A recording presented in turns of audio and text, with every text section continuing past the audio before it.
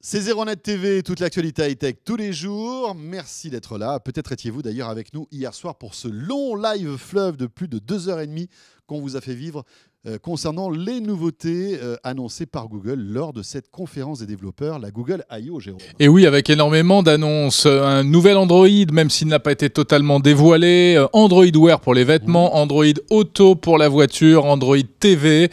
Et on revient ce matin, en résumé sur toutes ces annonces. Et sans oublier les montres aussi connectées de Google qui ont été présentées.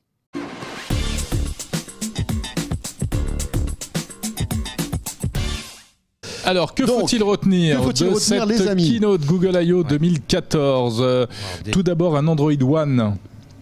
Eric, en quelques mots. Alors Android One, un Android pour les pays émergents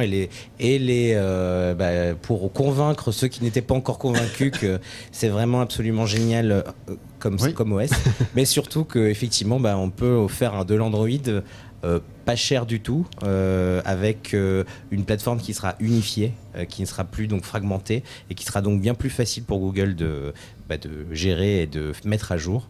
Donc avec des téléphones. Ça c'est pour Android One. Donc Android One. Pierre, autre grosse annonce. Android Wear. Donc c'est le SDK de l'Android Wear, c'est-à-dire le SDK définitif et complet, donc qui permettra aux développeurs de développer des applications pour les objets connectés qui fonctionneront sous cet OS allégé, sous cet Android allégé.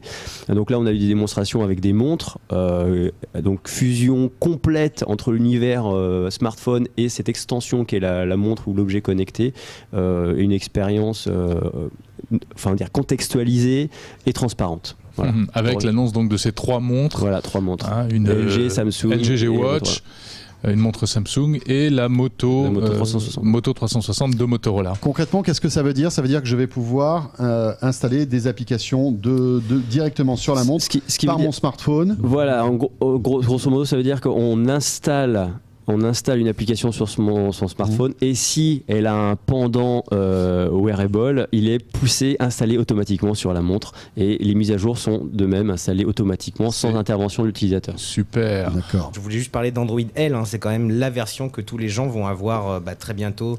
On ne sait pas encore son nom, mais qu'on a vu partout. Alors donc, Android L, qu'est-ce que c'est ? Avec effectivement...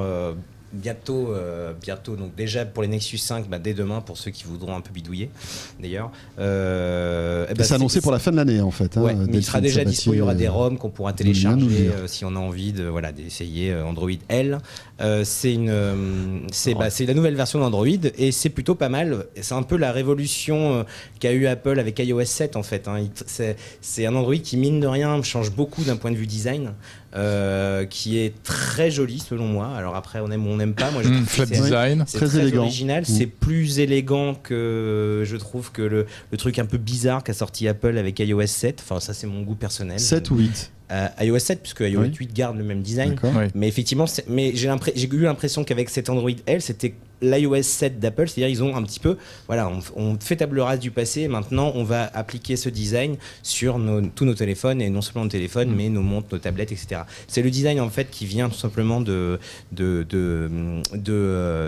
Google Now, c'était les cartes, les transitions, etc. C'était des choses qu'on avait déjà sur l'appli Google Now et puis il y a pas mal de nouvelles fonctions, il y a un mode d'économie de batterie, il y a de nouvelles notifications, il y aura aussi pas mal de choses concernant les performances graphiques. Il y aura une amélioration des performances des applications aussi grâce à une nouvelle machine virtuelle. Enfin bon, il y a quand même beaucoup de nouveautés sur cette Android L. Moi, je peux vous dire un mot d'Android Auto, qui est donc l'Android pour la voiture, comme son nom l'indique, avec 3 piliers, comme ça a été souligné par Patrick Brady qui en a parlé. C'est la navigation, la communication, la musique.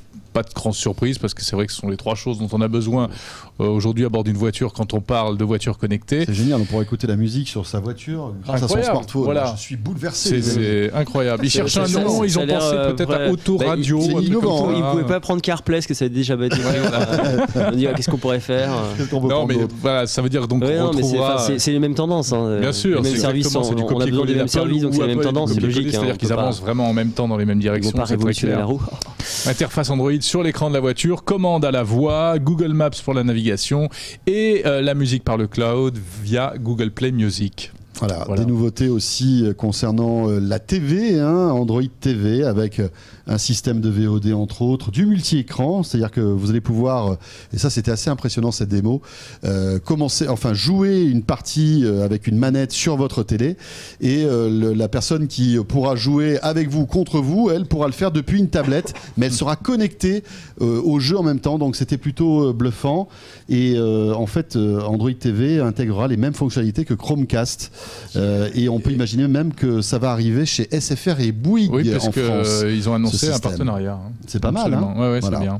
Et pour dire aussi que Chromecast va une mise à jour et qu'il y aura une nouvelle fonction sur Chromecast. Ça coûte pas cher, Chromecast. Oui, c'est 30 €. Voilà, et elle sera peut-être enfin un petit peu plus utile que ce qu'elle est aujourd'hui. Il y a eu des annonces concernant Google Drive, et ça vous concerne ou ça va vous concerner très vite quand ça va arriver en France. Espace illimité de stockage dans le Google Drive pour $10 par mois.